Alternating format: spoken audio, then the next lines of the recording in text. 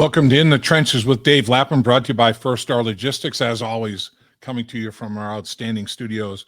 Time for keys to the game. And it's a short week. The Carolina Panthers come to Cincinnati to take on the Bengals at Paycor Stadium. Got to be a get-right week. You have to have a get-right game. Fortunately, on the short week, the Bengals don't have to travel. That's the one good thing. They do get to stay in town, but it is a compressed week. You're 1 day less preparation time. So 5 days are compressed into 4. So first thing you have to do is make sure you get your proper rest. A big key is make sure you're on point with your diet, your rest. If you have an injury, rehab, stay on top of all of that because you have less time to get ready for a matchup with the Carolina Panthers. So the first key to the game is get your body right. Second key, get your mind right, because nobody thought that the outcome would be what it was up in Cleveland. There's no way that people thought the Cincinnati Bengals were going to lose by 3 scores to the Cleveland Browns. Incomprehensible. But it happened. It turned out that way. So what you have to do now is bounce back. And you can't let one bad performance, and it was bad. It was probably the Bengals' worst performance of the year. The Browns probably had their best performance of the year. You can't let one bad performance turn into 2 or 3. With the bye week coming up, the Cincinnati Bengals want to go into the bye with a 5-4 record, a winning record. Don't want to go into the bye week and have to stew on it for a week with a 4-5 mark and having dropped 2 in a row against teams that you could have and probably should have beaten if you played your game. So the mental part of it is a very, very big deal. There's no two ways about that. One intangible that the Carolina Panthers have going for them, and I think it is a big key to the football game, is the mindset of winning for their head coach, Steve Wilks. They think the world of him. They feel like he has been given the short end of the stick in his coaching career. He had 1 season against the Arizona Cardinals, and it didn't go well, went 3-13, but they didn't give him any other opportunity. 1 year, gone, done. He'd been with the Carolina Panthers as assistant coach before his opportunity in Arizona, and he's back again, and he's the interim head coach, and the players love him. They're playing hard for him. And the Bengals have to bear that in mind, that this is a football team that will be ready to play. They're not going to come out flat. They're going to come out running around the football field like maniacs, trying to make plays for their head coach, Steve Wilks, on both sides of the football. There's no two ways about that. Offensively, the Carolina Panthers are struggling a little bit, last in the NFL in total yards per game, first downs per game, third down conversion opportunities. They're having their problems offensively. There's no doubt about it. DJ Moore is a big factor for them at the wide receiver position. He had a tragic conclusion to the football game against the Atlanta Falcons that Carolina, frankly, should have won. He catches a touchdown pass, takes his helmet off in celebration. Was he out of the end zone? If he was out of the end zone, it shouldn't have been a penalty. They ruled that he was in the end zone, and you can't take your helmet off in celebration, and it's a 15-yard penalty, and it cost them an extra point being missed that would have won the football game. And then kicker missed a short field goal in overtime of 41 yards, and they end up losing the game on a field goal made by Atlanta in overtime. So they're coming off a very, very punch in the gut defeat. There's no question about that. And they're coming to Cincinnati, and they're going to have some blood in their eye, I think about it. So you're going to have to line up and get after the Carolina Panthers. You're going to have to be physical.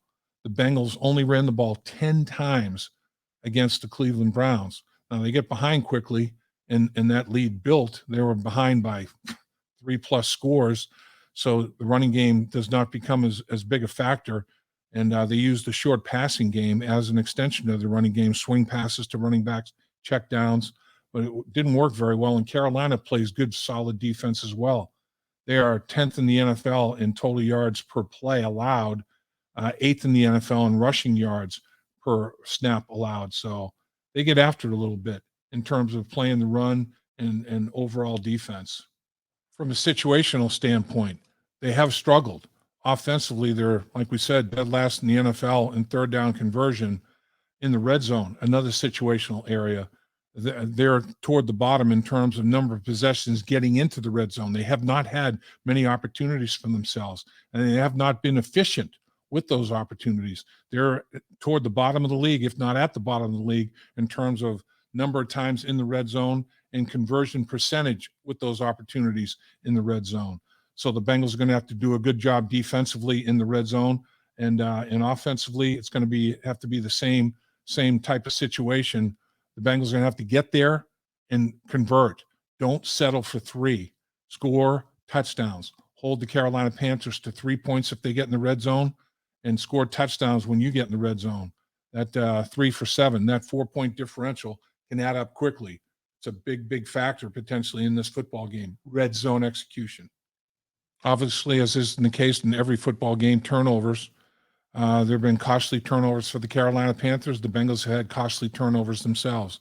Neither team has been decimated by turnovers, but they've been hurtful, painful in some of their losses. So taking care of the football is going to be a big factor, and getting extra possessions for your offense defensively with a takeaway is going to be massive, and there's no question about it.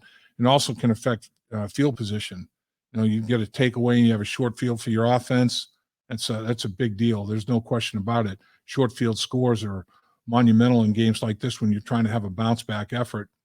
Also, there's been touchdowns in the return game on both sides of things for the Carolina Panthers. They've got 3 return touchdowns themselves, which is amongst the league leaders, but then they've allowed a couple of returns on the other side of things that teams have had against them. So they're +1 in that ratio. They've got 3 and they've given up 2, but returns, whether that's special teams, whether that's fumble recoveries, whether that's interception returns, whatever the case may be, they've been a factor in the early stages of the season for the Carolina Panthers. Another area where the Panthers have struggled is time of possession. They're dead last in the NFL, and they're dead last by a significant margin.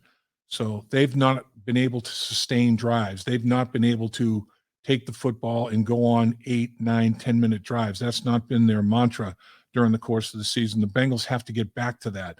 They're going to have to go on 8, 9, 10-play drives.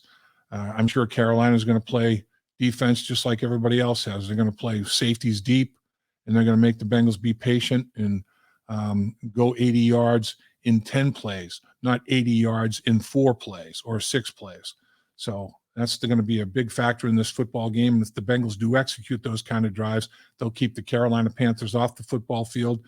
They'll enjoy a nice time of possession advantage and finish every drive with a score. Finish every drive with a kick, no turnovers, and then finish with field goals or touchdowns, and then an extra point after those touchdowns. That would be a big factor in this football game, obviously.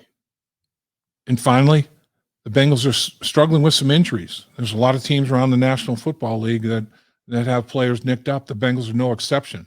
The wide receiver position, the secondary position, those have been hit very hard. It's time for others to step up. Step up, make plays. Step up, support your teammates. Show why the Bengals either drafted you, traded for you, or picked you up off of waivers. There's a reason. Their personnel department has dossiers on everybody. And if you're a member of this football team, they liked you for a reason or multiple reasons. Show it. Go out on the football field and make plays. Don't allow there to be a major drop-off when the starter goes down. When the starter goes down, make sure that you're ready to go and you're going to perform at a very high level, and you're not going to notice a drop-off in play from starter to backup. Big factor. At First Star Logistics, we're a very strict company that really puts the pressure on our employees.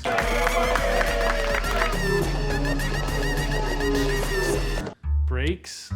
What are those? That's what I'm talking about, Icky. Get the body right, then the mind's right. Gotta get that body right. That's right. Yes, sir. Become a star with a chance to earn the highest commission percentages in the industry as a freight broker agent. Check out FirstStarLogistics.com.